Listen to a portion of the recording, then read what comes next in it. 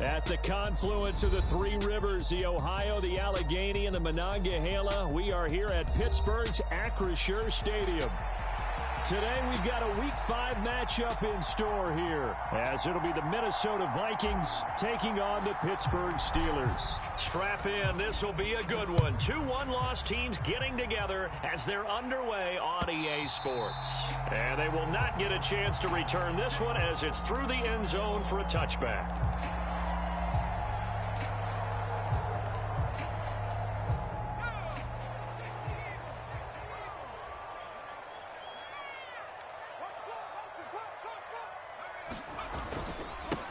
Now the man from UTEP, this is Aaron Jones. And not much to speak of. Call it a 1-yard gain up to the 26. Hey, look at this defense for the Vikings. They come into this one 9th in the NFL against the run. They've established themselves as a top 10 run-stopping unit in the NFL here in the early going. All signs point to me towards them continuing that throughout the season. They look pretty good, pretty darn cohesive to me. So he stopped for no gain, and that's going to set up a tough 3rd and 9.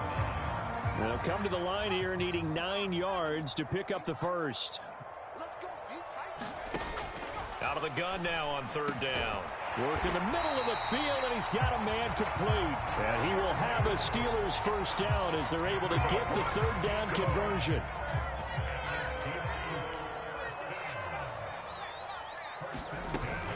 Now a first down carry by Jones. And he can only manage to get a couple. 2nd and 8 coming up. The Steelers at 3-1 here through their first 4 games. And they were winners their last time out, so they'll be looking to make it 2 in a row. And so much about football, partner, comes down to mindset. Being in the right frame of mind, and the best way to get in that good frame of mind, winning. So they come in feeling good. They've got the home crowd behind them. I think they're going to be tough to beat in this one. It'll be a gain of 5, but still about 3 yards shy of the first down marker, and now it's 3rd down. A quick burst there, and he nicely bit off a pretty decent gain. 3rd and 3.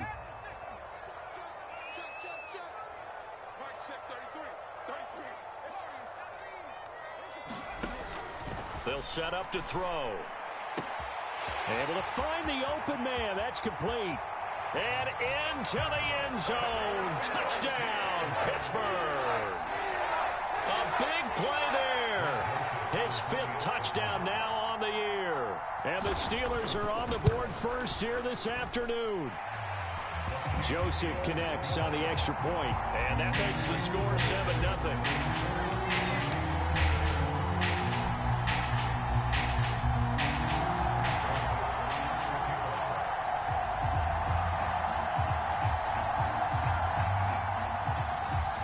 Now Joseph tees it up to kick off following the touchdown. And he'll elect not to run with it. And a fair catch on the kickoff will move the ball to the 25.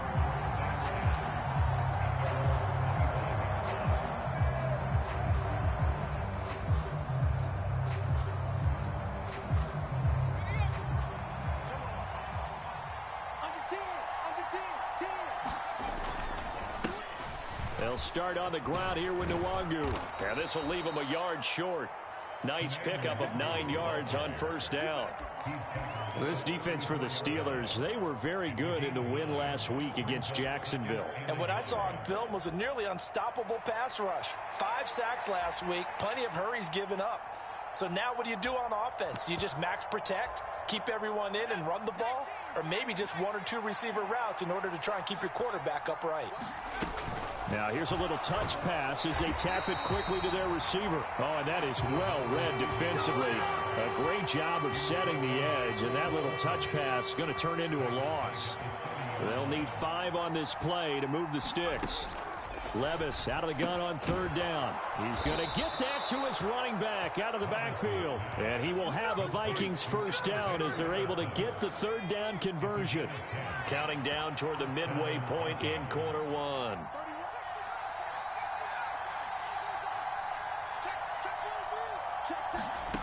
On first down, Levis steps away. He'll wind up getting right about 4 there on the scramble, and it's 2nd down. And that's an early scramble that can be viewed positively by either side. From the offensive point of view, it begins to establish it as a possibility to keep it on certain plays. And defensively, they avoided giving up a huge play in one of their first tests in containing a quarterback on the run. On second down, here's Nwangu. He had to fight for every yard on that run, shook himself free of a tackle, and kept fighting, even with the rest of the defense closing in on him. That's the kind of effort you'll take every single time. Heavy set out there on 3rd and 1.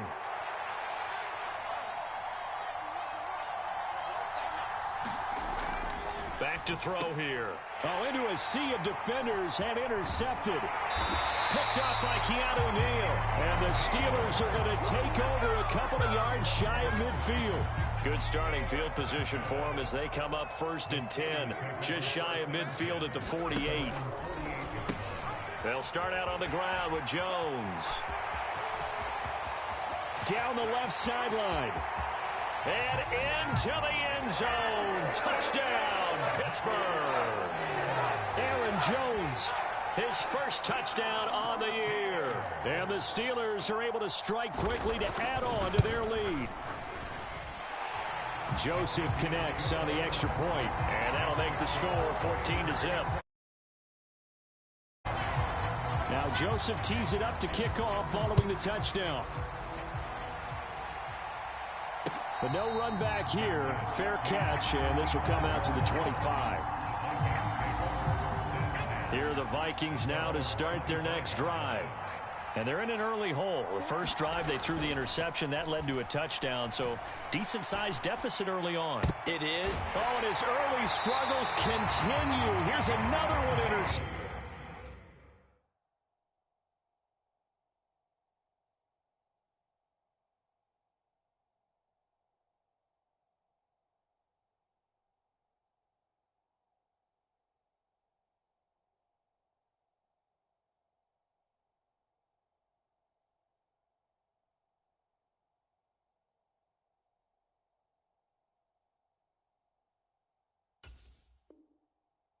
Picked up by Keanu Neal. Well, they're certainly not giving much help to their defense, are they? Because for the second time now, that D has had to run back out on the field early after an interception.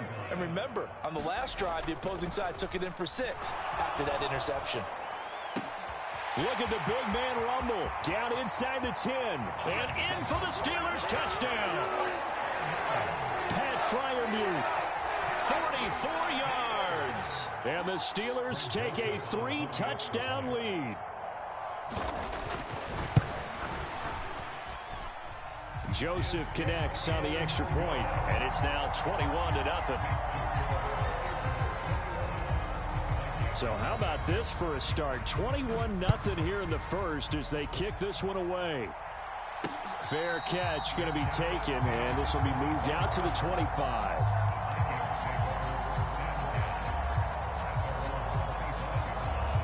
The Minnesota offense about ready to get this next drive underway. And for this offense, Charles, you got to think kind of crucial here to put something together on this drive because remember last time out they threw the interception on the very first play. And you can't afford to let this defense keep building any more momentum. They're playing awfully well and they're awfully confident right now. To me, it's time to attack and take some of that momentum back. But make sure you're selective in doing so. Understand where you want to throw the football and make sure it's open before the ball leaves your hands. Oh, he dropped it. And that's pretty indicative of the way this one's gone. Here's 2nd and 10.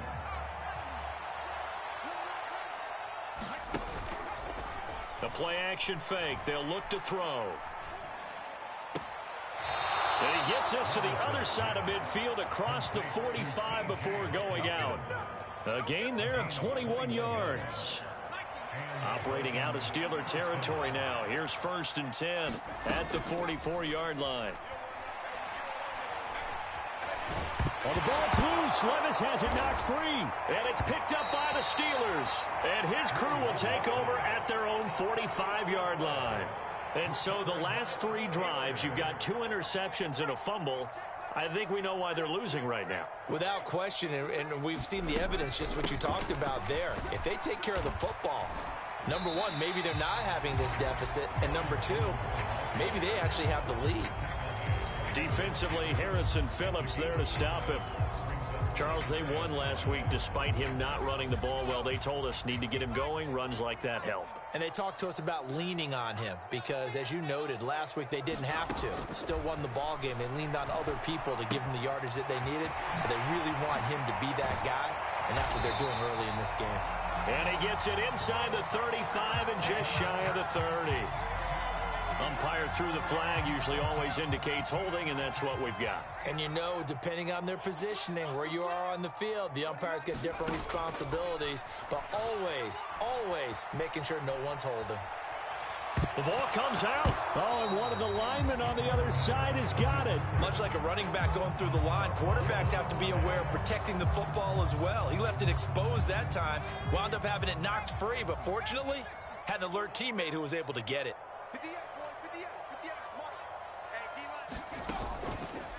Off the play fake, he'll look to throw. And the throw there going to be incomplete. Well, he certainly thought he had a window to push that ball downfield, but as soon as he released the throw, the corner was there to slam that window shut. He was only asked to punt once in the victory last week as he sends this one away.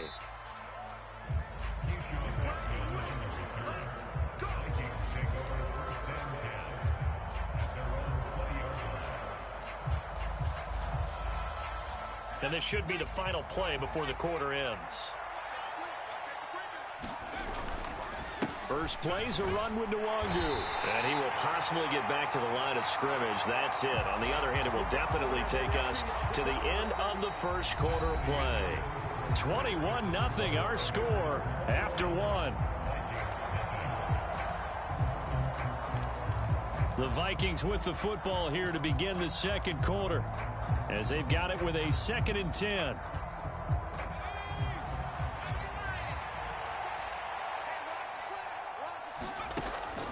He'll drop to throw. Levis in trouble. Down he goes. Larry Ogunjobi in for the sack. This offense continues to shoot themselves in the foot. And here another sack. All game long, we've seen missed assignments, which have led to turnovers, sacks. This group has not played well at all here in the first half. And he'll be taken down, but they've got this one up to the 35-yard line. The defense shaking their heads, not aggressive enough, and they allow him to convert a 3rd and 18. Levis now on 1st and 10. Open man, he's got him, the tight end Hockenson. And he'll be out of bounds after getting this one across the 40. From the 42-yard line, here's 2nd and 3. They'll drop to throw. That one complete. It's Tank Dell. And he's going to be out of bounds, but not before he takes it inside the 40. A gain there of 21 yards. This offense finding its legs now. Here's another 1st and 10. Again, it's Levis looking to throw it. And this will go as a gain of 7 as he gets it to the 30-yard line. Now 2nd and 3. Levis back to throw. And he's going to go down. They get to him back at the 40. Larry Ogunjobi. That is now 2 sacks for him here in this first half. Well, that was their 3rd sack of the ball game. 2nd in the league in sacks coming into this one. They're planning on making it a race to the top, aren't they? Absolutely. They're looking up at that top spot, but they might be looking down at the 2nd spot pretty soon. And he gets us down inside the 35 before going out of bounds. That one good for only 6, and it leaves him with a 4th down. We can make this one pretty simple. Locked up all of his progressions downfield, forced to get it to his running back.